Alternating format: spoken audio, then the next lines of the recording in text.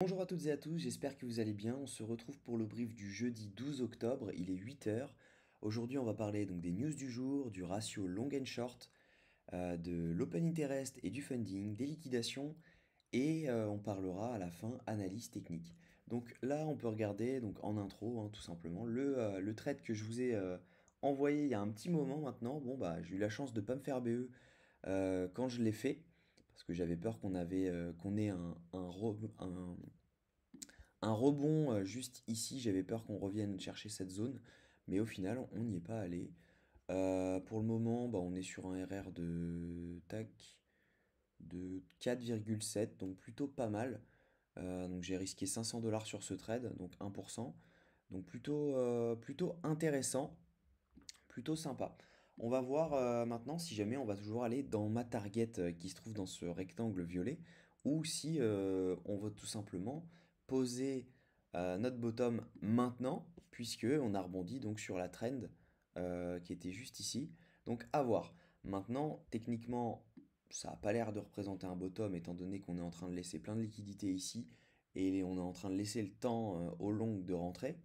On a quelques FVG à venir chercher sur la descente. Donc à voir si à mon avis, on va repartir à la cave. On va voir. Alors, au niveau du ratio long and short, bon, on voit clairement que on a les longues qui ont augmenté encore depuis hier, étant donné qu'on avait 1,3 milliard hier, non 1,6 milliard hier, on a 100 millions de longues de plus, sachant que on a eu des liquidations sur la dernière. Tac, si on prend les liquidations, sur les 24 dernières heures, on a liquidé 33 millions, donc c'est pas énorme, de longues.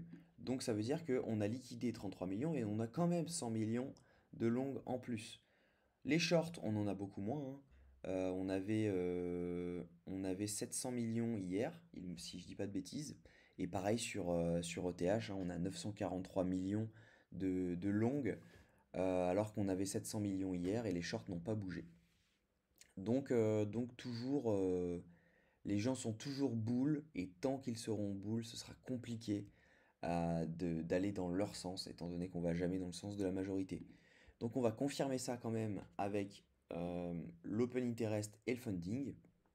Alors, tac, si je prends et le CVD spot. Alors voilà, tac. Moi j'aime bien mettre en EMA, c'est plus lisible. Alors, donc on a le funding qui est en train de monter clairement depuis ici. Là, on a vraiment eu des clôtures, on peut le voir, on a eu des clôtures de, tac, des clôtures de short, tout simplement, parce que les gens ont dû croire, des clôtures de short, tout simplement, parce que l'open interest est en train de descendre et le funding, lui, est en train de monter. Donc ça veut dire tout simplement qu'on a des personnes qui sont en train de fermer des shorts et ça laisse monter l'open interest tranquillement. Donc, là, on commence, à mon avis, on va avoir plein de liquidations ici, juste là-dessous, parce que, pas des liquidations, mais des SL. Donc, il suffirait juste d'aller les chercher et puis on peut repartir beaucoup plus bas.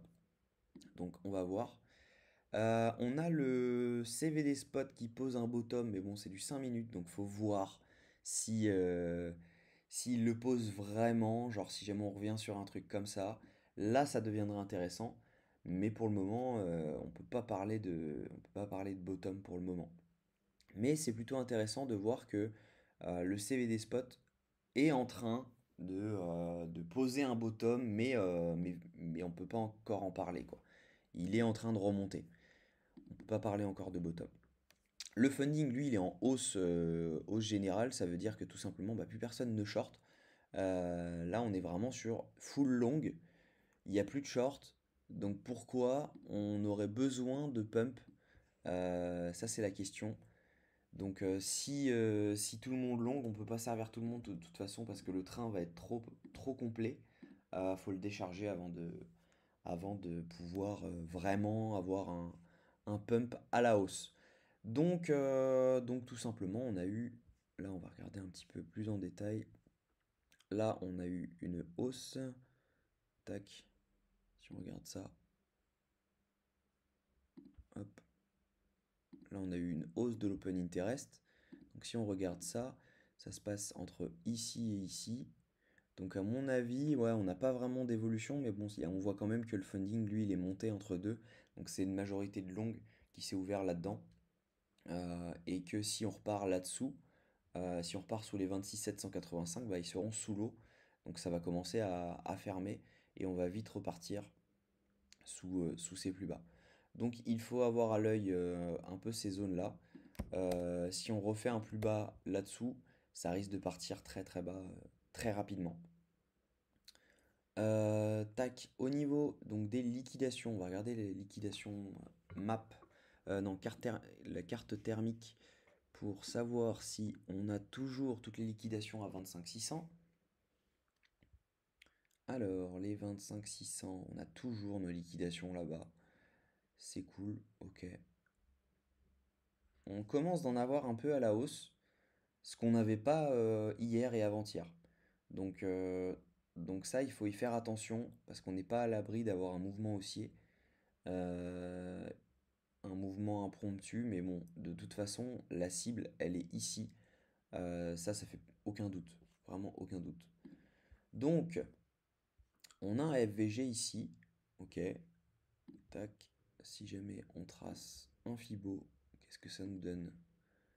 Ça nous donnerait le premier arrêt, ça nous donnerait le retest de cette zone, hop, cette zone-là, on a eu de la demande, tac, vraiment ici c'était... Donc ça pourrait nous faire un truc comme ça, hop, on revient juste ici à 27 196, tout le monde long, et là, ciao, bonsoir. Et on vient chercher cette zone. Donc je vais garder mon short de toute façon. Ça ne change rien. Je suis toujours BE. Mais clairement, on peut venir push à la baisse. Mais ce que je pense, c'est que, à mon avis, on va venir chercher ça avant le FVG qui est ici. Il faudrait peut-être même push juste ici. On fera pas de plus haut, parce que sinon ça nous donnerait un choche. Et du coup, on ferait un truc comme ça. Mais dans la logique, on devrait venir chercher cette zone-là. Tac. Donc les 27 295 à 27 155, on fait un rebond là-dedans.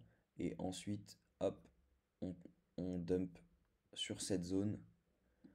Peut-être même sur cette zone. Vraiment ici. Donc là, ça pourrait être pas mal.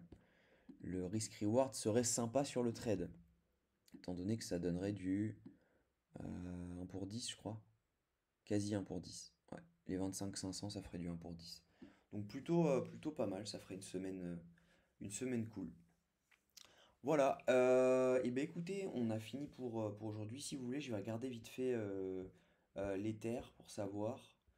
Tac. L'Ether, ah bah oui, on en avait discuté dans le brief de la semaine. À mon avis, si jamais BTC, lui, il vient chercher ces zones-là, tac, s'il vient chercher ces zones-là, à mon avis, l'Ether, lui, il va venir chercher ces zones-là, mais lui, par contre, c'est du daily. Tac. Lui, par contre, c'est du daily. Désolé pour le bordel de la chart, vu que j'analyse jamais en daily. Je regarde plus souvent en M15 ou en H1. Voilà, si jamais on place un Fibo de toute façon du plus bas, donc tac, du plus bas au plus haut, on n'a jamais retracé la zone de rechargement de longue. Donc ça peut être très très très intéressant d'y aller. Donc à mon avis, si BTC il va chercher la zone dont je vous ai parlé, ETH il y a grave moyen qu'ils viennent chercher cette zone-là et qu'ensuite on ait un vrai rebond là-dedans. Ça pourrait être intéressant parce que ça donnerait une zone entre 1482 et 1300. Je doute qu'on aille à 1300, à mon avis on fera pas un plus bas que cette mèche-là, ça sert à rien de le faire, mais pourquoi pas revenir chercher celle-là qui se trouve à 1400, 1411. Donc ça peut valoir le coup de racheter du BTC, de l'ETH, pardon, autour des 1400, 1450. Ça peut être pas mal de laisser traîner des ordres, parce que derrière, bah, les targets, elles sont à 6K, je pense, pour le prochain bull run. Moi, je pense que je prendrai 50% de profit à la TH, donc ici, et ensuite, je pense que je vendrai la totalité à 7260. C'était ça la zone que j'avais tracée. Donc voilà, voilà, voilà. Je vous souhaite une très bonne journée. On se retrouve demain pour le brief à la même heure. Et puis à très vite.